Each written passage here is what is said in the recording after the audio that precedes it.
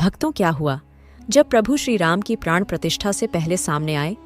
उनके असली जिंदा वंशज जिंदा सबूत देख मुस्लिम देशों में छाया हड़कंप क्या योगदान होने वाला है। रघुकुल नंदन के इन वंशजों का राम मंदिर के उद्घाटन में आखिर कौन है? सूर्यवंश के कुल को आगे बढ़ाने का दावा करने वाले ये लोग और क्या है? इनकी पूरी सच्चाई अगर आप भी जानना चाहते हैं तो वीडियो के अंत तक हमारे साथ बने रहिए। दोस्तों, स्वागत है आपका हमारे चैनल धर्म एकता पर। आगे चलने से पहले वीडियो को एक लाइक करके चैनल को सब्सक्राइब कर लीजिए। चलिए दोस्तों, वीडियो में आगे बढ़ते हैं। भक्तों, अयोध्या में राम मंदिर के उद्घाटन और राम लल्ला की प्राण प्रतिष्ठा की तैयारी पूरी हो चुकी है। भगवान श्री राम की पूरी अयोध्या नगरी दुल्हन की तरह सजी हुई है और 22 जनवरी 2024 का दिन भारत के इतिहास में ऐतिहासिक दिन के तौर पर दर्ज होने वाला है। ऐसे में भारत के माननीय प्रधानमंत्री जी से लेकर बड़ी बड़ी हस्तियों को इस महान समारोह का साक्षी बनने के लिए आमंत्रित किया गया है। लेकिन भक्तों, अयोध्या के राजा श्री राम जब सालों बाद अपनी नगरी अयोध्या में लौट रहे हैं तो ऐसे में उनके वंशजों का फिर से अस्तित्व में आना और राम लल्ला की प्राण प्रतिष्ठा में भागीदारी निभानी बेहद जरूरी हो जाता है। दोस्तों, आपको बता दें कि हमारे प्रभु श्री राम रघुवंशी थे। इस वंश की जड़ें इक्ष्वाकु और सूर्य वंश से जुड़ी रही हैं। तो आज के समय में कलयुग में यह वंश आखिर कहाँ है और कैसे बदलते युगों के साथ इस वंश का विस्तार हुआ है, चलिए ये भी जान लेते हैं। दोस्तों, हिंदू धर्म के पौराणिक महाकाव्य रामायण में बताया गया है कि जब श्री राम ने वनवास से लौटने के बाद एक धोबी के कहने पर अपनी पत्नी माता सीता का त्याग किया था तो माता सीता वाल्मीकि जी के आश्रम में जाकर रहने लगी। वहां उन्हें लव और कुश नाम के पुत्र प्राप्त हुए। लेकिन माता सीता के वियोग के बाद भी श्री राम ने कभी दूसरा विवाह नहीं किया और मर्यादा पुरुषोत्तम बने रहे। और जब लव और कुश को अपने पिता श्री राम के बारे में पता चला तो माता सीता ने धरती में समाधि ले ली। इसके बाद हमारे प्रभु श्री राम ने लगभग 1100 सालों तक अयोध्या पर शासन किया और उसके बाद अपने पुत्रों और अपने भाइयों के पुत्रों को सारा राज सौंपकर खुद जल समाधि ले ली।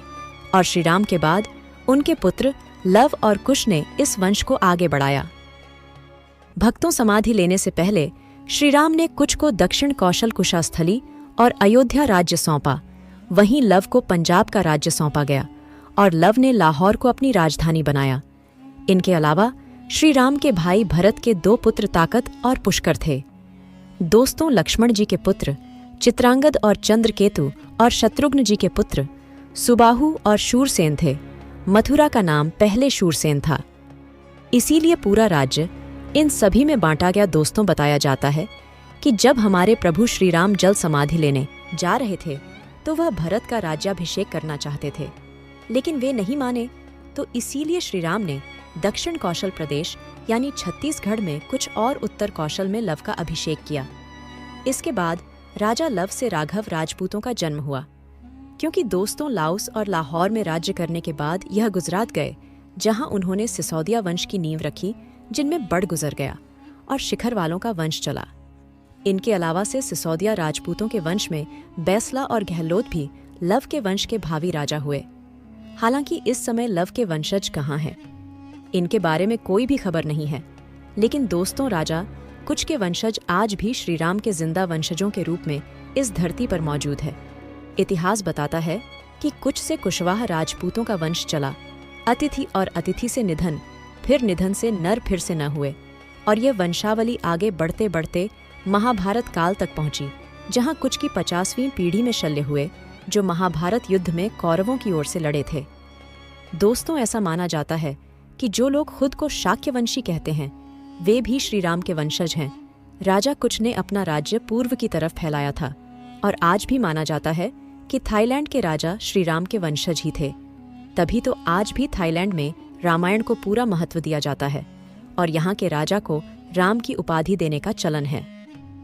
दोस्तों, इससे साबित होता है कि वह ओमान में जो सिसोदिया, कुशवाहा, मौर्य, शाक्य, बैसला और गहलोत को मिलाकर जो राजपूत वंश है, वे सभी भगवान प्रभु श्री राम के वंशज हैं। इसके अलावा अगर आप हिंदू पुराण के पन्ने पलट देंगे तो पता चलेगा कि पुराण में लव और कुश के वंशजों के अलावा 30 और सूर्यवंश कुल के राजा पैदा हुए, जिनमें एक गौतम बुद्ध भी है। इसीलिए दोस्तों, आज भी बौद्ध धर्म को मानने वाले लोग रामायण को पूरा सम्मान देते हैं और खुद को हिंदू कहते हैं। लेकिन अब सवाल यह उठता है कि क्या वे वर्तमान समय में भी श्री राम के वंशज मौजूद हैं, और हजारों साल पहले श्री राम के वंशजों के इतिहास का सवाल फिर क्यों उठाया गया? तो आपको बता दें कि 2019 में जब श्री राम मंदिर मामले की सुनवाई हुई, उस दौरान सुप्रीम कोर्ट में श्री राम के वंशजों के बारे में प्रश्न उठाया गया था। फिर जब अयोध्या में श्री राम मंदिर की नींव रखी गई, तो यह मांग की गई कि क्या आज भी हमारे प्रभु श्री राम के कोई वंशज धरती पर जिंदा है? तब जयपुर के राजघराने से कुछ लोग सामने आए और उन्होंने अयोध्या में राम मंदिर को लेकर अदालत में चल रही सुनवाई के दौरान गवाही दी। आपको बता दें कि जयपुर राजघराने के पूर्व महाराजा भवानी से की बेटी दिया कुमारी ने सार्वजनिक तौर पर कुछ सबूत पेश किए थे, जिससे यह जाहिर होता है कि यह राज परिवार भगवान राम के बड़े बेटे कुश की वंशावली में आता है। वह कुशवाहा वंश के वंशज हैं। दोस्तों, दिया कुमारी पूर्व राजकुमारी और राजस्थान के राजसमंद से मौजूदा भाजपा सांसद रह चुकी है। उन्होंने अदालत में एक पत्रावली दिखाई जिसमें भगवान श्री राम के वंश के सभी पूर्वजों का नाम क्रमवार दर्ज है। इसी में 289 में वे वंशज के रूप में सवाई जय सिंह और 360 में वंशज के महाराजा भवानी सिंह का नाम लिखा है। वहीं जयपुर राजघराने की महारानी पद्मिनी और उनके परिवार के लोग भी श्री राम के पुत्र कुश के वंशज ही है। दोस्तों, महारानी पद्मिनी ने एक अंग्रेजी चैनल को दिए साक्षात्कार में कहा था कि उनके पति भवानी सिंह कुछ के 309 में वंशज थे। तो अब जब श्री राम लल्ला की प्राण प्रतिष्ठा होने वाली है और राम मंदिर के उद्घाटन का समय नजदीक आता जा रहा है, भक्तों, हमारे प्रभु श्री राम के वंशज एक बार फिर सामने आए हैं।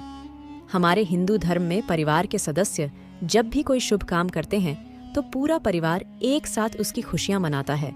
उसी तरह जब राम लल्ला पूरे 500 सालों के इंतजार के बाद अयोध्या वापस आ रहे हैं, तो अब श्री राम के वंशज भी उसमें अपनी भागीदारी देना चाहते हैं, जिसके लिए ये लोग श्री राम को समर्पित सरयू तट पर 2121 कुंडीय श्री राम महायज्ञ करने वाले हैं। बताया जा रहा है कि इस महान यज्ञ में अलग अलग राज्य के करीब 10,000 रघुवंशी आहुति दी लेंगे। इस महायज्ञ के लिए सरयू नदी पर 60 एकड़ की जमीन पर हवन कुंड और टेंट सिटी बनाए जा रहे हैं। यदि कराने के लिए बनारस से एक प्रधान आचार्य और 1000 सहायक आचार्यों को आमंत्रित किया गया है। साथ ही नेपाल के 21,000 पंडित भी इस महायज्ञ में शामिल होने वाले हैं। सिटी पैलेस जयपुर के पास दिखाना में 9 दस्तावेज और 2 नक्शों में भी अयोध्या के जयसिंहपुरा और राम जन्मस्थान पर सवाई जयसिंह के अधिकार होने के सबूत मौजूद हैं, जो बताते हैं कि अयोध्या पर सालों पहले जयपुर के कुशवाहा वंश का अधिकार था। तो दोस्तों, यह साबित हो चुका है कि आज भी श्री राम की वंशावली भारत में मौजूद है और लगातार बढ़ती ही जा रही है, और हम सभी प्रभु श्री राम के वंशज हैं। क्योंकि दोस्तों, त्रेता युग से पहले ही हमारा भारत अखंड भारत हुआ करता था और हम सभी उन्हीं की संतानें थीं। भक्तों, आशा करते हैं कि आपको यह वीडियो पसंद आया होगा और प्रभु श्री राम के भक्त होने के नाते कमेंट बॉक्स में जय श्री राम जरूर लिखें।